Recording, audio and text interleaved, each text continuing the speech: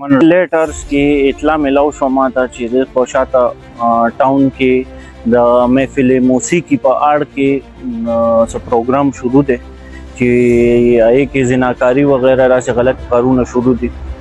نو ما ځان سره نفري کړه، لیډي پولیس همراه مونږ لاړو، هلته م سرچ وکړو.